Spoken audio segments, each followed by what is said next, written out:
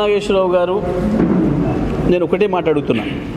సరే, ఏ ముఖం ఎవరు పెట్టుకుంటారు, ఏ ముఖాలు ఎప్పుడెక్కడుండే ఇప్పుడెక్కడున్నాయి అన్ని ప్రజలకు తెలుసు. కానీ ఏ ముఖాలు, నేను ఆయన భాష మాట్లాడను. కానీ నేను ఒకటే అంటున్నా, తుమ్మల నాగేశ్వరరావు గారు, మీకు ధైర్యం ఉంటే నిజంగా వ్యవసాయ శాఖ మంత్రిగా నువ్వు నిర్వహిస్తున్నది నిజమే అయితే ఈ రాష్ట్రంలో ఇప్పటి వరకు నువ్వు కొన్న ధాన్యం ఎంత, నువ్వు కొన్న వరి ధాన్యం ఎంత, దాంట్లో సన్న ఎన్ని దొడ్డు ఎన్ని, నువ్వు మొత్తం కొన్న ధాన్యానికి చెల్లించిన డబ్బులెన్ని, రైతాంగానికి బోనస్ రూపంలో చెల్లించిన డబ్బులెన్ని లెక్క చెప్పు అని అడుగుతున్నా. గంత ఇంకెక్కువ అడుగుతలేను నేను. వాస్తవానికి అది ఒక చిన్న అధికారి చెప్పాల్సింది, కానీ అధికారులు భయపడుతున్నారు. సివిల్ సప్లైస్ సెక్రటరీ రోజు చెప్పాలి. కేసీఆర్ గారు ఆనాడు నిబంధన పెట్టిండు, ప్రతిరోజు సాయంత్రం కొనుగోలు మొదలైందంటే ప్రతిరోజు సాయంత్రం ప్రతి జిల్లాలో కలెక్టర్ ఈరోజు మీ జిల్లాలో ఎంత కొన్నావు డిక్లేర్ చేయాలి, ఈ రోజు వరకు క్యుములేటివ్ ఎంత కొన్నావు డిక్లేర్ చేయాలని చెప్పి జిల్లాలలో చెప్పిండ్రు. రాష్ట్ర సివిల్ సప్లైస్ కార్యదర్శికి కూడా రోజు నువ్వు ఎంత కొంటుంది, ఈరోజు ఎంత వచ్చింది చెప్పాలి ప్రజలకి, ఈ రోజు వరకు కలిపి మొత్తం ఎంత వచ్చింది కూడా చెప్పాలని చెప్పి ఉత్తర్వులు పెట్టి ఆ రోజు ఆ రకంగా చెప్పిన పారదర్శకంగా. డబ్బులు కూడా ఏ రోజు ఎన్ని డబ్బులు వేస్తున్నాం రైతాంగానికి చెప్పాలని చెప్పి ఆ రకంగా పారదర్శకంగా పోయినాం. ఇప్పటి వరకు కూడా ఏ అధికారి కూడా సమాధానం చెప్పే స్థితిలో లేడు. రిక్వెస్ట్ చేస్తున్నారు, సార్ ఇక మీకు తెలుసు కదా సార్, ఇక మమ్మల్ని ఎందుకు సార్ ఇబ్బంది పెడతారు సార్, చెప్పొద్దని ఉత్తర్వులు ఉన్నాయి సార్ పైనుంచి. కోతలు కోసిండ్రు ఉత్తమ్ కుమార్ రెడ్డి, తుమ్మల నాగేశ్వరరావు, ఉత్తర కుమార్ కోతలు కోసిండ్రు. 1,53,00,000 పంట పండింది. నువ్వు కొన్నదంతా చెప్పు, దాన్ని బట్టే చూద్దాం నీ పని విధానం. గది చెప్పే సోయి లేదు. ఇక ఆయన ఎవరిని ఏ ముఖం పెట్టుకోవాలని అడుగుతున్నాడు.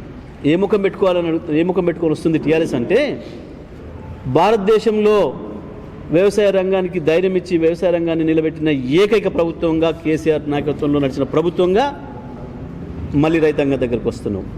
మీ చేత ద్రోహానికి గురై, మీ చేత మోసానికి గురైన రైతాంగం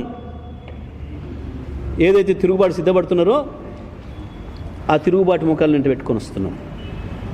మేము ప్రపంచంలోనే ఎక్కడ లేని విధంగా రైతు బంధు విధానాన్ని ప్రవేశపెట్టిన మునగాని పార్టీగా ముందుకు వస్తున్నాం, ప్రజల ముందుకు వస్తున్నాం. మేము మీలాగా దొంగలం కాదు. ముఖం పారిపోయింది మీరు, ప్రజలు రైతులను చూసి పారిపోతున్నది, ఉత్సవోసుకొని పారిపోతుంది మీరు. మాట్లాడడానికి కొంచెం మన సిగ్గుండాలి. ఏ ముఖం పెట్టుకొని వస్తున్నామా, ఏ ముఖం పెట్టుకొని వస్తున్నామంటే, మీ ముఖాలకు సర్వనాశనం చేసి కృష్ణా గోదావరిలో ఆంధ్రకు అప్పచెప్తే ప్రతి చుక్క నీటిని తెలంగాణ పొలాలకు మళ్లించి 40 లక్షల మెట్రిక్ టన్నుల ఉత్పత్తి ఉన్న ధాన్యాన్ని 3 కోట్ల టన్నులకు పెంచిన కేసీఆర్ ముఖాన్ని పెట్టుకొని వస్తున్నాం రైతాంగంలోకి. ఏ ముఖం పెట్టుకొని పోతున్నా మీరు? ప్రజలు సిద్ధమైనరు.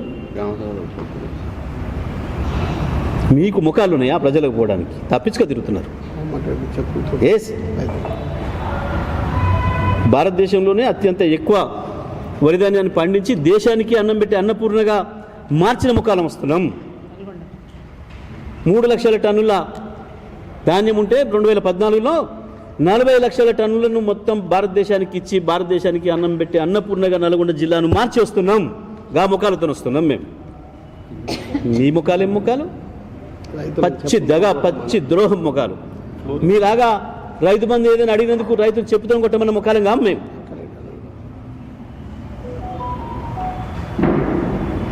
ప్రజలు అడుగుతున్నారు, ఏ ముఖం పెట్టుకొని వస్తావో చెప్పు సమాధానం. సిగ్గుండాలి మాట్లాడడానికి.